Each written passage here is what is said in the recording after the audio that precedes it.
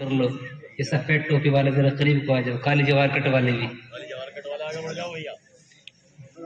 یہ جو لال شرٹ والا یہ بھی میرے قریب کو آ جاؤ، یہ پیر پھیلائے پڑا ہے، آگے ہو جاؤ، آگے ہو جاؤ، آپ میرے قریب کو آ جاؤ ماشاء اللہ۔ وہ جو پیچھے پردے سے لگے بیٹھے ہیں وہ بھی ذرا قریب کو آ جائیں، اگر قسم کھا لی ہو تو وہی بیٹھے رہو ورنہ قریب کو آ جاؤ۔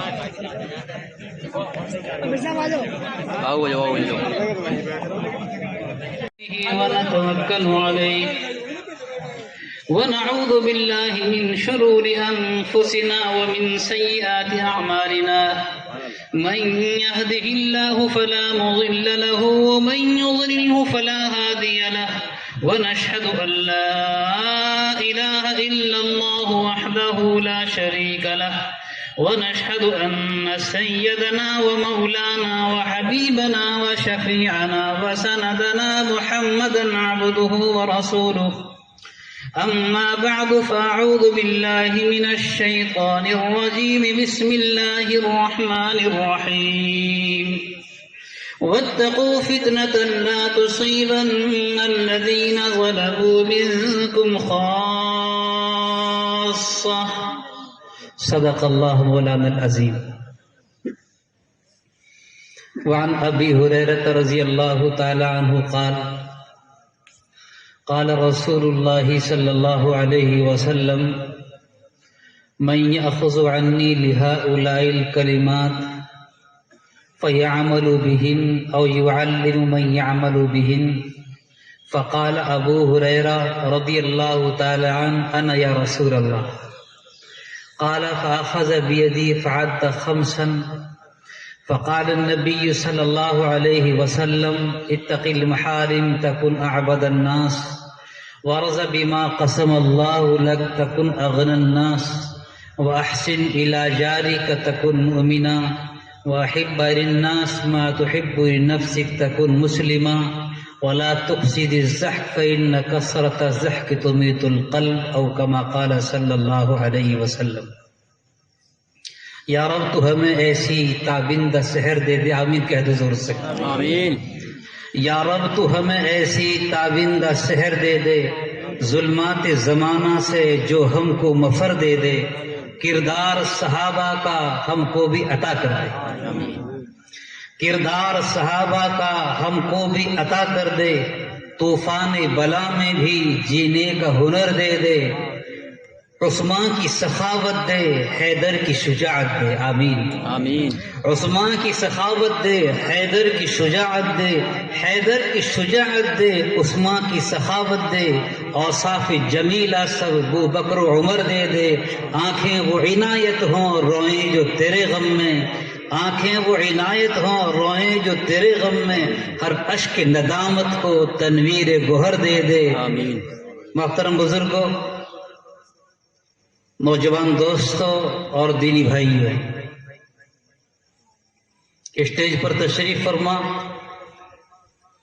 امت بیضا کے سروں کے تاج حضرات علماء کرام اور ائمہ اعظام، آپ حضرات کا یہ سالانہ جلسہ اس وقت منعقد ہو رہا ہے۔ میرے عزیز محترم حضرت مولانا مفتی محمد لقمان صاحب جو میرے پاس بچپن سے رہے ہیں، الحمدللہ آپ حضرات کا حسن انتخاب کے مدرسے کے اہتمام اور انتظام کے لیے آپ حضرات نے ان کو منتخب فرمایا ہے۔ ان سے آپ حضرات سے زیادہ میں ان کے بچپنے سے اور ان کی آج تک کی جوانی سے واقف ہوں۔ ایک ایسا صالح عالم، ایک ایسا نوجوان عالم جو ایک طرف دین متین کا مبلغ ہو اور دوسری طرف حامل شریعت بھی، ایک طرف اس کے چہرے اور بشرے سے علم و عمل کی کرنیں ٹپکتی ہوں اور دوسرے حسن انتظام کا حامل بھی ہو، اور سب سے بڑی بات آپ حضرات کے لیے قابل مبارکباد یہ ہے کہ یہ بچہ آپ کے درمیان بچپنا گزرا، آپ کے درمیان جوانی گزری اور آپ کے درمیان حسن انتظام ان کا آپ کے سامنے ہے۔ ان سے زیادہ آپ حضرات قابل مبارکباد ہیں۔ اللہ تبارک و تعالی عزیز محترم حضرت مفتی محمد لقمان صاحب زید مجدہم کی ہر طرح نظر بد سے حفاظت فرمائے، اور آپ حضرات نے ان پر جو اعتماد کامل فرمایا ہے، اللہ تعالیٰ اس اعتماد کے اندر مزید اضافہ اور ترقی فرمائے۔ میرے محترم بزرگوں اور دینی بھائیوں، ناظم جلسہ میرے عزیز محترم حضرت مفتی صدام صاحب دامت برکاتہم نے مجھے حکم دیا کہ کچھ گزارشات آپ حضرات کے سامنے کر دوں۔ حالانکہ اس وقت ہم سب کے بڑے اور ہم سب کے موقر اور معظم علماء اور جامعہ گلزار حسینی اجرڑا جو ہمارا بھی مادر علمی ہے، ہم سب کے موقر اور معظم اساتذہ حضرت اقدس حضرت مولانا سید عقیل صاحب دامت برکاتہم العالیہ، حضرت اقدس حضرت الحاج مولانا آصف محمد گلزار صاحب دامت برکاتہم، اور ہمارے قریب کے محبوب العلماء اور محبوب النحوت تلامذہ حضرت اقدس حضرت مولانا منقاد صاحب دامت برکاتہم، یہ اکابر ثلاثہ یہاں پر تشریف فرما ہیں، اور انہی کے ساتھ اور بڑے علماء بھی یہاں پر تشریف فرما ہیں، مگر ان تینوں حضرات سے میرا ایک تلمیذانہ اور طالب علمانہ تعلق ہے، اور میں نے ان حضرات کے سامنے زانوی تلمس طے کیا ہے۔ ان حضرات نے انگلی پکڑ کر مجھ کو چلنا سکھایا، اور آج الحمدللہ ان کی دعاؤں کے صدقے میں اس لائق ہوا کہ آپ حضرات کے سامنے کچھ باتیں گوش گزار کرنے کی مجھے من جانب اللہ توفیق ہوئی ہے۔ حق تعالی شان ہو مجھے صحیح کہنے کی اور ہم سب کو عمل کرنے کی توفیق عطا فرمائے، آمین۔ حق تو یہ تھا کہ ان عظیم علماء کے مؤثر بیانات اور ان عظیم ہستیوں کی مؤثر نصیحتیں ہم سب کے سامنے آتی، مگر آپ حضرات کو معلوم ہے کہ ہمارے جو ماں ہوتی ہیں بڑی بوڑھی ہوتی ہیں، جس وقت میں کوئی بچہ خوبصورت ہوتا ہے تو اس کو نیلا دھلا کر، اور جب باہر اس کو نکالنا ہوتا ہے تو باہر نکالنے سے پہلے اس کے پیشانی کے اوپر ایک کالا رنگ لگا دیتی ہیں، تاکہ دیکھنے والے کی نظر سب سے پہلے اس کالے تل کے اوپر، کالے نشان کے اوپر پڑے، تاکہ چاند سا جو بچہ جس کا چہرہ چاند کی طرح ہے اس کو کسی کی نظر نہ لگے۔ مجھے ایسا لگتا ہے کہ ناظم جلسہ حضرت مفتی صاحب نے مجھے ان اکابر ثلاثہ سے پہلے غالباً اسی طرح پیش کیا ہے۔ مجھے امید ہے آپ حضرات ہیں کہ آپ حضرات ہمارے ان اکابر کی انمول نصیحتوں کو سن کر اور عمل کا ارادہ لے کر یہاں سے انشاءاللہ اٹھیں، کہو انشاءاللہ۔ میں نے آپ حضرات کے سامنے قرآن کریم کی ایک آیت تلاوت کی ہے، اور جناب رسول اللہ صلی اللہ تعالی علیہ وسلم جو اس کائنات کے لیے وجہ کائنات اور تخلیق کائنات کا باعث ہے، آپ کا ایک ارشاد مبارک میں نے آپ حضرات کے سامنے پڑھا، اور میں آپ حضرات کے سامنے کوئی نئی بات پیش نہیں کر رہا۔ میرے استاد محترم حضرت مولانا عقیل احمد صاحب دامت برکاتہم نے اب سے چند دن پہلے کی نصیحت سامنے بیان کی تھی، اسی سبق کو دہرا رہا ہوں، کاش مسلمان قوم اس پر عمل پیرا ہو جائے۔ میرے بزرگوں، اس امت کے سب سے بڑے محدث سیدنا حضرت ابو ہریرہ رضی اللہ تعالی عنہ، جن کی تقریباً 5,500 روایتیں کتب احادیث کے اندر موجود ہیں، یہ خود اپنا واقعہ ارشاد فرماتے ہیں کہ میرے انصاری بھائی اپنی کھیتی باڑی میں لگے رہتے، اور میرے جو قریشی بھائی تھے وہ کاروبار اور تجارت میں لگے رہتے تھے، مگر میں ایک ابو ہریرہ تھا جن کا نام عبد الرحمن ہے۔ میں ایک ایسا آدمی تھا کہ مجھے نہ کھانے کی فکر نہ پینے کی فکر، میں نہ کھانے کا انتظام کرتا، نہ آئندہ کے لیے سوچتا، نہ میں کوئی بینک بیلنس کرنا میرا مطمع نظر ہوتا، بس ایک کام تھا کہ جناب محمد الرسول اللہ کہہ دو زور سے صلی اللہ تعالی علیہ وسلم کے در اقدس پر آم کی چوکٹ پر پڑا رہتا کہ کاش کوئی لفظ آپ کی زبان سے نکلے، کوئی ارشاد مبارک آپ کی زبان سے نکلے اور میرے کانوں میں پڑ جائے، اور میں آپ کی خود بھی عمل کروں، آپ کی امت کو بھی پہنچا دوں۔ سیدنا حضرت ابو ہریرہ رضی اللہ تعالیٰ عنہ اس امت کے وہ عظیم محسن ہیں کہ جنہوں نے جناب محمد الرسول اللہ صلی اللہ تعالی علیہ وسلم کی احادیث کا ایک بڑا ذخیرہ امت کے سامنے پیش کیا ہے، اور آپ نے ہر موقع سے متعلق مختلف ارشادات اور فرامین رسول کو جمع فرمایا ہے۔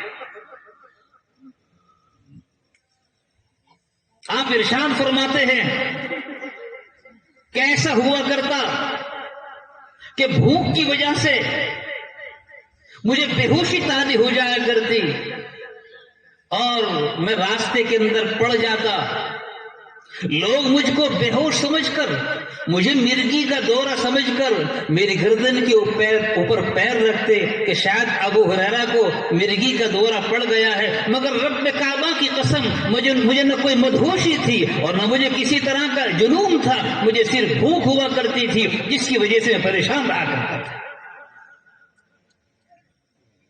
اور یہ ارشاد فرماتے ہیں کہ ایک مرتبہ مجھے بھوک لگی اور بھوک کی وجہ سے میں نے دیکھا کہ میں کسی سے بات کروں وہ میری بھوک کو سمجھ جائے اور بھوک کو سمجھنے کے بعد میرے کھانے کا انتظام کر دے۔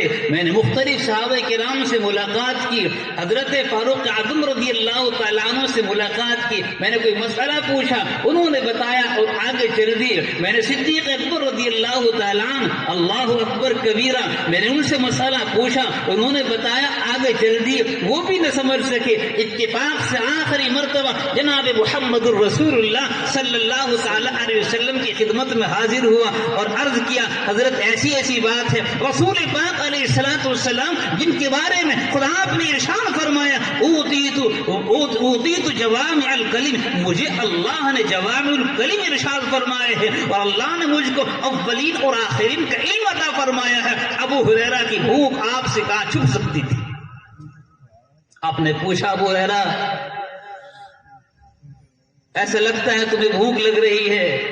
ازواج مطہرات کے یہاں آپ نے معلوم کرایا، یکے بعد دیگرے ایک گھر سے معلوم ہوا کہ دودھ کا ایک پیالہ رکھا ہوا ہے، اس پیالے کو آپ نے منگوایا اور منگوانے کے بعد میں ابو ہریرہ یوں کہتے ہیں کہ مجھے ایسا محسوس ہوا کہ شاید اب تو میری بھوک مٹ جائے گی، مگر معاً رسول پاک صلی اللہ تعالی علیہ وسلم نے ارشاد فرمایا، ابو ہریرہ جاؤ اصحاب صفہ کو بلا کر لاؤ، وہ کتنے لوگ ہیں ان کو میرے پاس بلا کر لاؤ۔ میں سوچنے لگا ایک پیالہ دودھ ہے، میں پی لیتا تو اچھا تھا، مگر حکم رسول جب سامنے آتا، میرے بزرگ اور دینی بھائیوں، ہمارے اندر اور صحابہ کرام کے درمیان بین فرق ہی ہے کہ جس وقت میں ہمارے سامنے حدیث پاک آتی ہے، فرمان رسول آتے ہیں تو ہم سوچتے ہیں، مگر صحابہ کرام سوچتے نہیں۔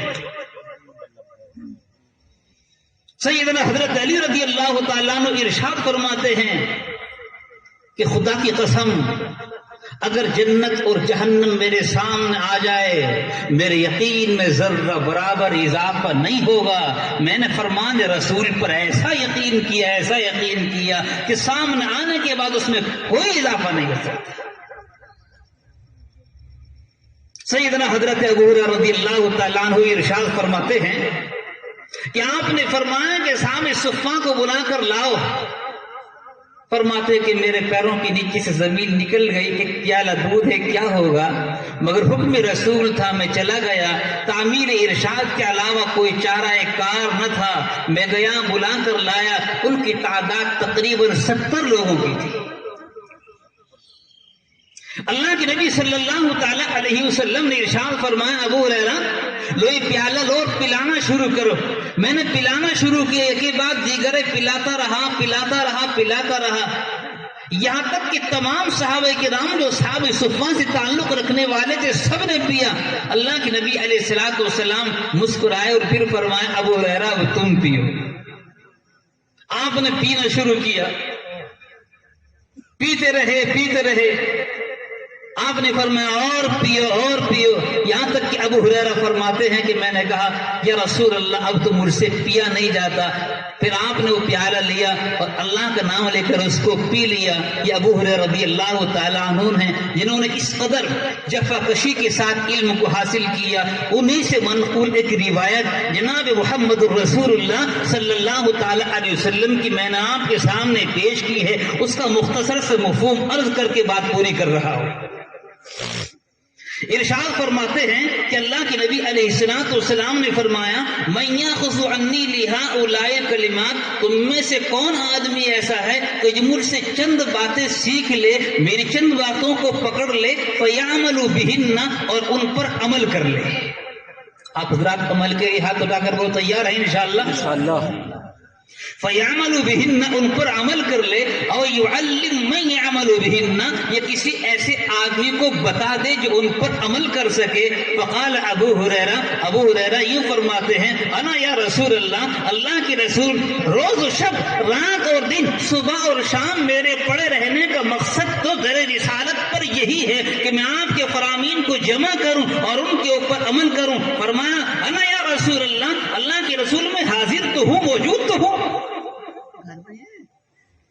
آپ نے ارشاد فرمایا 5 باتیں ارشاد فرمائی. اتق المحارم تکن اعبد الناس. ہو سکتا ہے میری امت کے لوگوں کے اندر کسی کے اندر یہ جذبہ پیدا ہو میں سب سے بڑا عبادت گزار بنوں، لوگوں میں عبادت کے اندر سب سے زیادہ فوقیت لے جاؤں. لہذا اس کے اندر اگر اس طرح کا جذبہ پیدا ہوتا ہے تو فرمایا اللہ کی نبی علیہ السلام نے بس اس کو رات دن نوافل پڑھنے کی ضرورت نہیں ہے، اس کو رات دن تسبیحات پڑھنے کی ضرورت نہیں ہے. اگر اس کو ضرورت ہے تو ایک کام کر لے، اللہ تعالیٰ کی حرام کردہ چیزوں سے بچنا شروع کر لے. اتق المحارم تکن عبد الناس. میرے بزرگوں، اللہ پاک نے جن چیزوں کو حرام قرار دیا ہے ان سے بچنا شروع کر دے. اگر اللہ نے یوں فرمایا ہے کہ جھوٹ سے بچو تو جھوٹ سے بچنا شروع کر دے. اگر اللہ نے فرمایا غیبت سے بچو، غیبت سے بچنا شروع کر دے. اگر اللہ نے فرمایا ہے وَمِن شَرِّ حَاسِدٍ إِذَا حَسَدَ، حسد سے بچو. حسد کیا چیز ہے میرے بزرگوں؟ حسد ایک ایسی بری بلا ہے جو سب سے پہلے عرش پر عالم بالا پر ہوا اور سب سے پہلے فرش پر ہوا. اتنا بڑا گناہ عظیم ہے جو سب سے پہلے عرش پر جو نمودار ہوا ہے، عالم بالا پر ہوا ہے اور سب سے پہلے فرش پر ہوا ہے. اللہ پاک نے جنت کو بنایا اور جنت کو بنانے کے بعد اللہ تبارک و تعالیٰ نے آدم علیہ السلام کو پیدا کر دیا اور وہی شیطان کو بھی پیدا کر رکھا تھا. شیطان نے سوچا یہ انسان، اس کی کیا حقیقت، اس کی کیا حقیقت، یہ شیطان، اس کو میں سجدہ کروں. بزرگ اور دینی بھائیوں، شیطان کو حسد ہوا اور حسد ہونے کے نتیجے میں پر اللہ نے فرمایا اخرج منہا فإنک رجیم. حسد کرنے والوں کو، تکبر کرنے والوں کو یہاں اجازت رہنے کی ہے ہی نہیں. اس لیے جناب محمد الرسول اللہ صلی اللہ تعالی علیہ وسلم نے ارشاد فرمایا کہ جس سینے کے اندر ذرہ برابر حسد ہوگا، جب تک وہ حسد ختم نہیں ہو جائے گا تب تک جنت میں جانے کی اجازت نہیں. وَنَزَعْنَا مَا فِي صُدُورِهِم مِّن غِلٍّ، اور ہم ان کے سینوں سے اس کو نکال دیں گے. یاد رکھو، حسد ایک ایسی بیماری ہے جو انسان کی نیکیوں کو ایسے کھا جاتی ہے. جناب محمد الرسول اللہ صلی اللہ تعالی علیہ وسلم نے ارشاد فرمایا ان الحسد یاکل الحسنات کما تاکل النار الحطب. انسان کی نیکیوں کو یہ حسد اس طرح کھا جاتا ہے جیسے سوکھی لکڑی کو آگ کھا جاتا ہے. انسان نیکیوں پر نیکیاں کرتا رہے، انسان ساری نیکیوں کو جمع کرے، اگر حسد کی بیماری کا علاج نہیں کرے گا، اللہ کے نبی کا فرمان ہے وہ جنت میں داخل ہو ہی نہیں سکتا. میرے بزرگوں، میں عرض کر رہا تھا کہ سب سے بڑے عبادت گزار اگر بننا چاہتے ہو، اللہ رب العالمین نے جن محارم کو ارشاد فرمایا ہے، جن حرام چیزوں کو ارشاد فرمایا، ان سے بچنا شروع کر دو، تم سب سے بڑے عبادت گزار ہو جاؤ.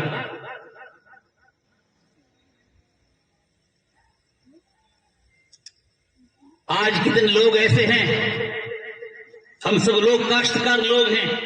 ایک کاشتکار کو ساری زندگی پڑوسی کا ڈولا کاٹتے ہوئے گزرتی ہے. ایک کھوڑ اس کے اندر نہیں آتا مگر باز نہیں آتا. اس ایک کھوڑ کی وجہ سے ساری کی ساری کھیتی اور فصل کو خراب کر دیتا ہے.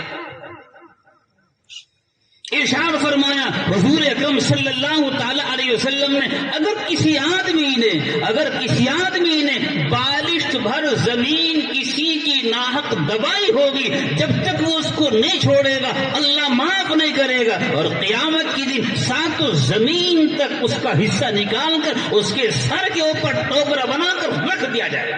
پیر پیچھے کرو. ہم میں سے کون آدمی ایسا ہے جو اس بات کو نہیں جانتا کہ کسی کی غیبت کرنا حرام ہے لیکن پھر کرتے ہیں؟ کون آدمی ایسا ہے جو اس بات کو نہیں جانتا کہ جھوٹ بولنا حرام ہے پھر جھوٹ بولتے ہیں؟ کون آدمی ایسا ہے جو اس بات کو نہیں جانتا کہ آپس میں جو کمیٹیاں چل رہی ہیں، جو گولے کی کمیٹی ہوتی ہیں، وہ جائز نہیں ہوتی؟ ایک آدمی کی مجبوری کا لوگ فائدہ اٹھا کر اور 1 لاکھ روپے کی کمیٹی کو کچھ کم میں دے کر اور اس کے بعد باقی رقم تقسیم ہو جاتی، یہ سب ناجائز اور حرام ہے.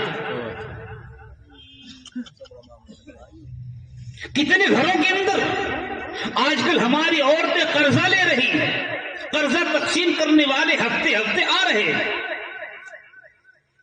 میرے بزرگوں، جب تک ہم ان کاموں سے نہیں بچیں گے تب تک اللہ تعالیٰ کے نزدیک قابل قبول نہیں. ہمیں معلوم ہے کہ فلاں آدمی کی عزت کے اوپر حملہ ہو رہا ہے اور پھر ہم اس کے اندر تیل ڈالنے کی کوشش کرتے ہیں. ارشاد فرمایا رسول پاک صلی اللہ تعالی علیہ وسلم نے اگر کسی آدمی نے کسی مسلمان کو تکلیف پہنچائی ہوگی، جب تک وہ معاف نہیں کرے گا اللہ معاف نہیں کرے گا. کسی لوگ ایسے ہیں جو قرضہ لیتے ہیں اور قرضہ دینے کی نیت نہیں ہوتی. جناب محمد رسول اللہ صلی اللہ تعالی علیہ وسلم کے یہاں ایک جنازہ آیا اور آنے کے بعد میں آپ نے پوچھا، جنازہ آیا کہ ہاں، کہ اس پر قرضہ ہے کہ نہیں؟ کہ یا رسول اللہ قرضہ ہے. جب آپ کو معلوم ہوا کہ قرضہ، آپ نے فرمایا صلو علی صاحبکم، اپنے ساتھی پر تم ہی نماز پڑھ لو، میں نماز نہیں پڑھوں. قرضہ اتنی بری بلا ہے، یہاں تک کہ حضرت ابو قتادہ رضی اللہ تعالیٰ عنہ نے عرض کیا اللہ کے رسول ان کا قرض میں ادا کرنے کے لیے تیار ہے. کتنے مسلمان کاشتکار ایسے ہیں جو زمینوں کے اوپر لون نکالتے ہیں اور دینے کی نیت نہیں ہوتی. حضرت یوں سوچتے ہیں یہ تو سرکار کا مال ہے معاف ہو جائے گا، یاد رکھو نیت ہی خراب ہے، معاف بھی ہو گیا گناہ تب بھی مل رہا ہے. اسی لیے اللہ کے واسطے آپ حضرات ان چیزوں سے بچنے کی کوشش کریں. فرمایا اتقی المحارم تکن اعبد الناس، حرام کاموں سے بچنا شروع کر دو، سب سے بڑے عبادت گزار بن جاؤ. اور ارشاد فرمایا دوسری بات، وارض بما قسم اللہ لک تکن اغنى الناس. اپنے اساتذہ کو اپنا سبق سنا رہا ہوں، تقریر نہیں کر رہا. وارض بما قسم اللہ لک تکن اغنى الناس، اور اللہ تبارک و تعالیٰ نے جو تمہاری قسمت میں لکھا ہے اس کے اوپر راضی ہو جاؤ، قناعت کر لو، سب سے بڑے مالدار ہو جاؤ. اگر تمہیں مالداری چاہیے، ارشاد فرمایا نبی اکرم صلی اللہ تعالی علیہ وسلم الغنا غنى النفس، ارے لوگوں ظاہری مال سے کوئی مالدار نہیں ہوا کرتا، اصل مالداری تو دل کی مالداری ہے. ہمارا حال کیا ہے؟ بچے کو پڑھایا اور پڑھانے کے بعد میں اس کو ڈگری کرائی، اب رشتہ دیکھتے ہیں، معلوم ہوتا ہے کہ رشتے والے آ رہے ہیں اور ذرا کچھ حساب کتاب ذرا ٹھیک نہیں ہے، کیوں کہا کبھی رشتہ کرنے کا ارادہ نہیں ہے،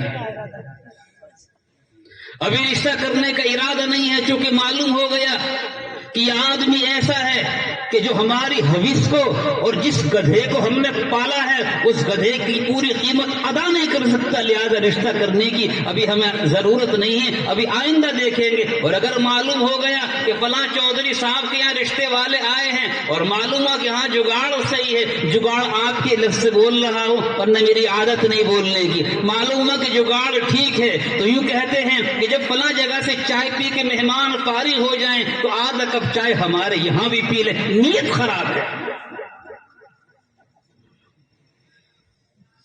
کیا تمہیں معلوم نہیں اللہ کے نبی علیہ السلام نے تو یہ ارشاد فرمایا تھا کہ اگر آپس میں دو مسلمانوں کے اندر رشتے کی باتیں ہونے لگے، جب تک فائنل نہ ہو جائے ہاں میں یا نہ میں، کسی تیسرے کو پیغام دینے کی اجازت نہیں، حرام ہے۔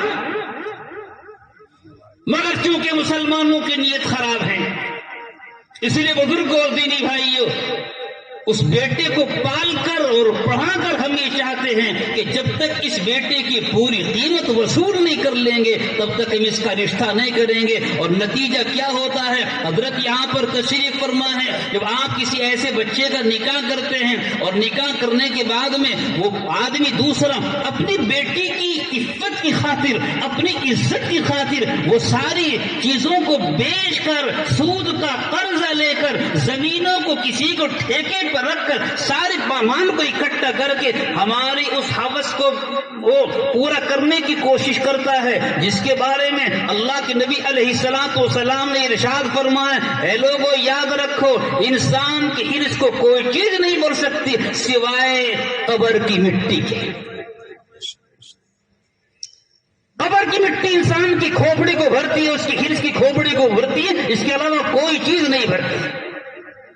جب اس بچے کا ہم رشتہ کرتے ہیں اور رشتہ کرنے کے بعد میں بیوی جب آتی ہے اور بیوی آنے کے بعد میں وہ بچہ بھی آتا ہے اور بچے کے ہاتھ میں گھڑی بھی سسرال کی ہوتی ہے اور جوتے بھی سسرال کے ہوتے ہیں، باہر جانے کی اگر ضرورت پڑتی ہے اس بچے کو تو وہاں سے سسرال کی آئی ہوئی گاڑی بھی موجود ہے، جس وقت میں اس کو سردی کا زمانہ ہوتا ہے تو سسرال کے گرم کپڑے موجود ہیں، جس وقت ٹھنڈی کا زمانہ ہوتا ہے تو ٹھنڈے کپڑے موجود ہیں سسرال سے آئے ہوئے، جس وقت اس کو ضرورت ہوتی ہے پیسے کی تو پیسہ ہم نے اینٹ لیا ہے، لے لیا ہے۔ اور اس کے بعد کیا ہوتا ہے میرے بزرگوں؟ اس کے بعد یہ ہوتا ہے کہ چند دنوں کے بعد شکایت ہونے لگتی ہے، معلوم نہیں کیا ہوا بیٹے کو، نہ ماں سے بولتا ہے نہ بہن سے بولتا ہے اور باپ کو تو دیکھنا گوارا ہی نہیں کرتا۔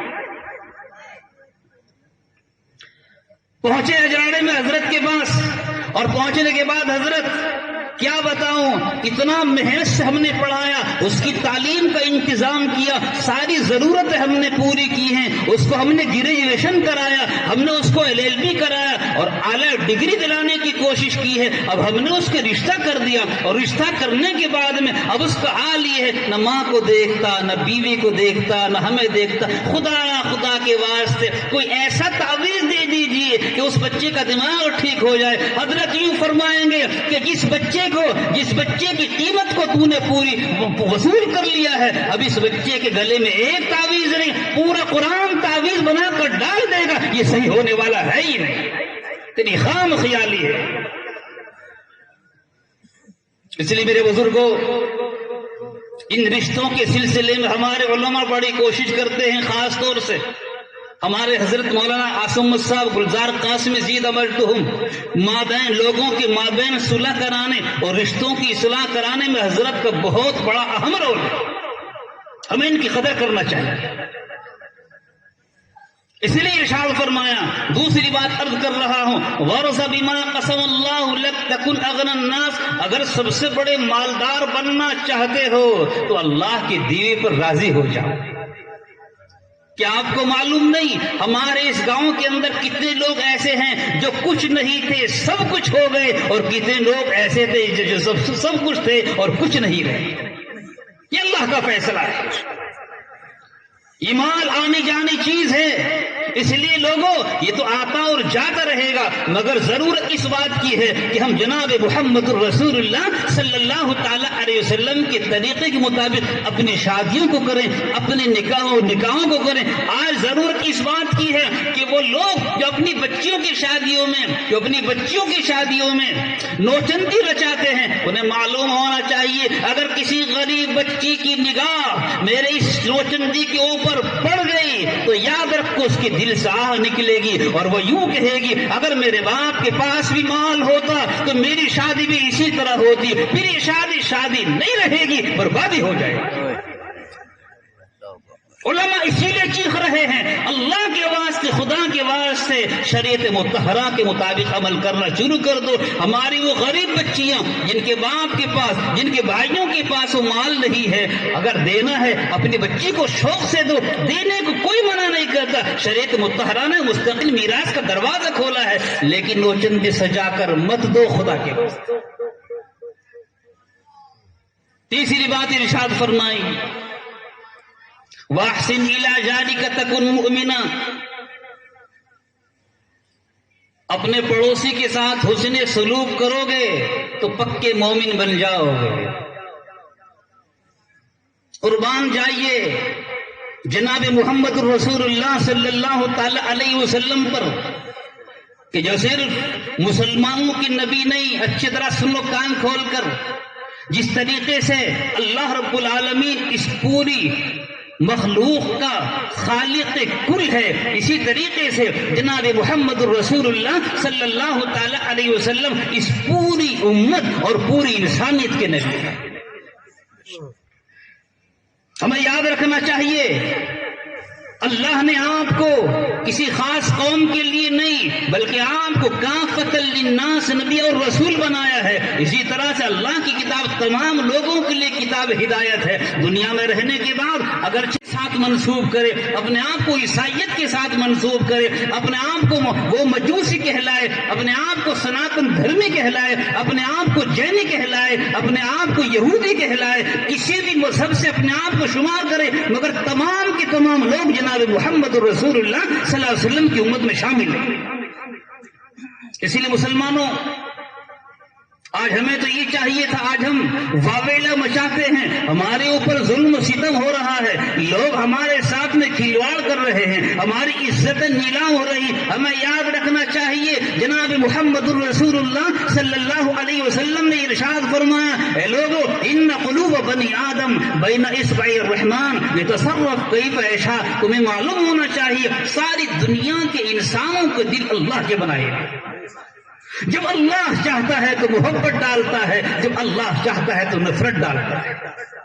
محبتوں کو ڈالنا یہ بھی اللہ کے قبضے میں ہے، نفرتوں کو ڈالنا یہ بھی اللہ کے قبضے میں ہے۔ اگر تم محبتیں چاہتے ہو، یاد رکھو مسلمانوں، کسی سے شکوہ مت کرو، ہمیں کسی حاکم سے شکایت نہیں، کسی حکومت سے شکایت نہیں، ہمارا تو ایمان ہے اور یقین کامل ہے اللہم مالک الملک، بادشاہوں کا بادشاہ اللہ ہے، تؤتی الملک من تشاء، جس کو چاہتا ہے حکومت دیتا ہے، تعز من تشاء، جس کو چاہتا ہے عزت دیتا ہے، تذل من تشاء، جس کو چاہتا ہے ذلت دیتا ہے، ساری کی ساری چیزیں اسی کے قبضے قدرت میں۔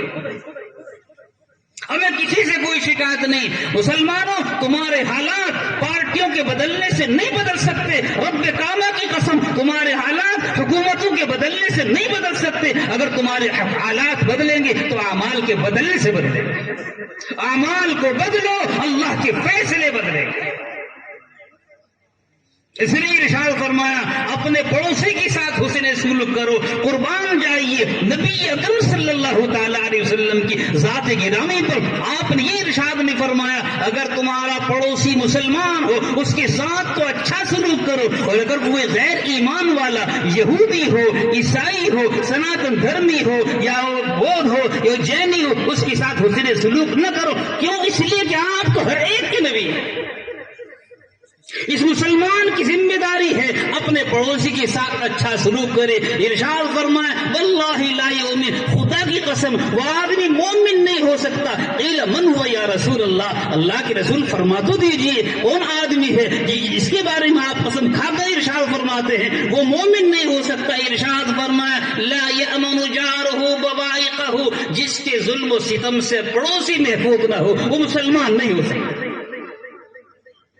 اور ارشاد فرمایا واللہ لا یؤمن الذی یشبع وجارہ جائع، میں اپنا پیٹ بھر کر مسلمان ہو کر پڑوسی کو نہ دیکھوں، مسلمان ہونے کا قصد نہیں. اسی لیے آج جو پوری دنیا کے اندر اور خاص طور پر ہمارے ملک کے اندر وبا ہے میرے بھائی، یہ کسی اور وجہ سے نہیں، ہماری بدعملی کی وجہ سے.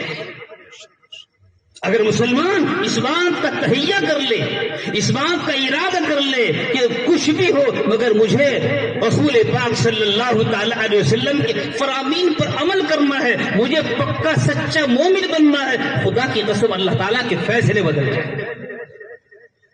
اور ارشاد فرمایا وَأَحِبَّ لِلنَّاسِ مَا تُحِبُّ لِنَفْسِكَ، جو اپنے لیے چاہو، جو اپنے لیے پسند کرو، اپنے بھائی کے لیے پسند کرو. اگر تم ایسا کرو گے تکن مسلمہ، فرما پکے مسلمان ہو جاؤ گے.